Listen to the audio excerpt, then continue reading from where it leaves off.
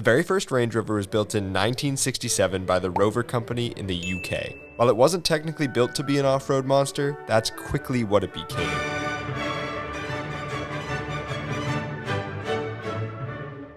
You see, Land Rover, the Rover Company's brand which built Range Rovers, had a long relationship with building good off-road machines. The Defender was built as an equivalent to the Second World War Willys Jeep and had a reputation for ruggedness and versatility. The Range Rover was no exception to this and was far less bare bones than the original Land Rovers. In 1971, only 1 year after the car was officially launched, an ex-drummer from the band Cream named Ginger Baker drove his new Range Rover from Algeria to Lagos in order to start a recording studio.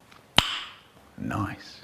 Which, from the capital of Algiers, is a brutal 65-hour drive covering over 2,700 miles or 4,400 kilometers. Since the Trans-Saharan Highway wasn't fully constructed at the time, most of the trip was through extremely treacherous terrain. According to Ginger, though, the car performed great, and this started the Range Rover off-road craze. The way they make high-quality solutions. It's rugged, with a proper chassis that's rarely built. It's tough. The proven V8 Rover engine adapted to go-anywhere conditions. And that go-anywhere specification demands something special in spring, something special in ground clearance, something special in four-wheel drive.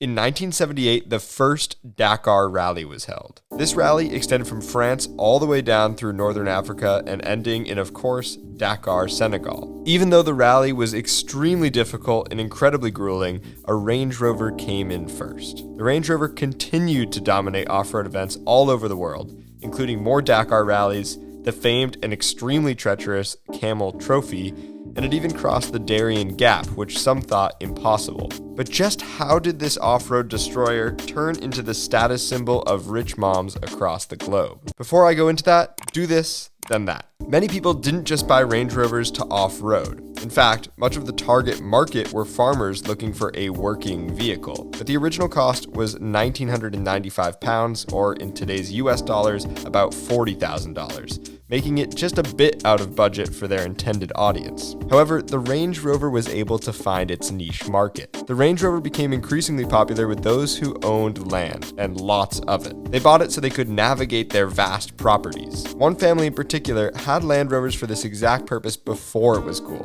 That family is one you might recognize. The royal family had owned Land Rover vehicles since its inception, and had even granted the company a royal warrant, meaning they could use the fact that they sold vehicles to the royal family in their marketing. As SUVs became more popular, people without land started driving Range Rovers into cities, as it made them look like they owned land and probably went quail hunting or whatever else rich people do. While the Range Rover continued to gain popularity in the UK, it only hit American shores in 1987. There it thrived. The Range Rover is gaining attention left and right, with many wealthy people buying it and popular rappers continuing to mention it. The Range Rover became the epitome of a celebrity-endorsed product. In the 90s, it was the favorite of popular rappers, and today, people like Kim Kardashian, Miley Cyrus, and Daniel Craig can all be spotted with one. As the car was developing, it became clear it was no longer for off-road capability, and far more for appearance and luxury. Of course, modern Range Rovers can still tear up trails, I've seen it myself, but you aren't going to catch many owners taking their $100,000 urban tanks into the jungle or even the woods. So that's how the Range Rover went from off-roading king